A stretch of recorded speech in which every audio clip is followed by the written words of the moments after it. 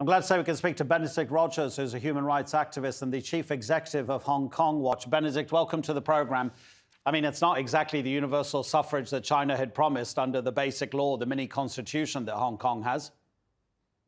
Exactly. It's really the complete dismantling of Hong Kong's freedoms, democracy, and the tearing up of the basic law and the Sino-British Joint Declaration.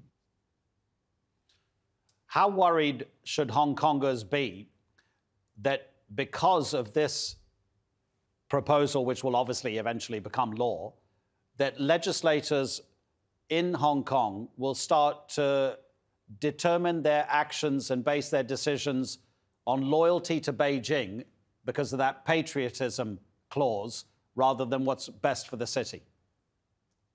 I think people should be extremely concerned about this. I mean, this is the final nail in the coffin of Hong Kong's freedoms and democracy, which have been steadily eroded over the last few years, and particularly under the last, since July last year with the national security law.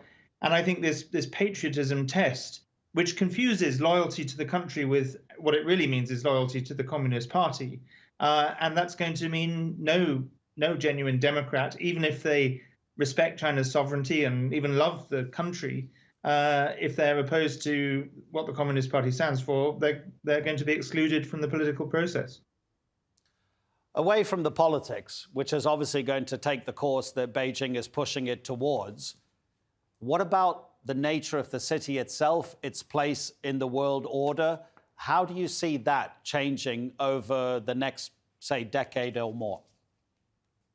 I think it's going to change very significantly. I mean, it already has changed in the last few years, but I think with what's been announced, Hong Kong's role as a major global center and actually until recently one of the most open cities in Asia, it's now becoming one of the most repressed cities, and essentially it's being integrated entirely into Chinese Communist Party run China. And instead of the one country, two systems policy, a high degree of autonomy, the principle of Hong Kong people running Hong Kong, it's a total takeover by the Communist Party and by Beijing. And it will increasingly be seen in that light as the international community views Hong Kong. The international reaction is really interesting. I mean, if you break it down as a kind of a cultural reaction, you have the Western countries condemning universally Beijing's continuing modifications of what's happening in Hong Kong and how the place should be run. But what would you say to the other analysis of people who say, look, Hong Kong is part of China? It was only part of the United Kingdom of Great Britain because of that relatively short lease, but historically, this is China. Well, that's certainly true, and I don't dispute, and very few people would dispute China's sovereignty over Hong Kong. What's in dispute here is that China signed an international agreement together with the UK, the Sino-British Joint Declaration, which is a treaty registered at the United Nations that promises to respect Hong Kong's freedoms and autonomy for the first 50 years after the handover, so until 2047.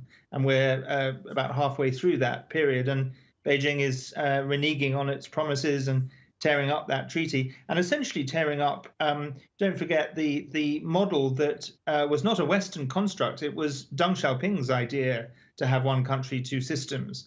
And that's now being thrown out of the window. So that would be my response. It's not about old colonialist attitudes or the West. It's about China breaking its promises. Benedict, really appreciate it. Thank you so much indeed. Benedict Rogers from Hong Kong Watch.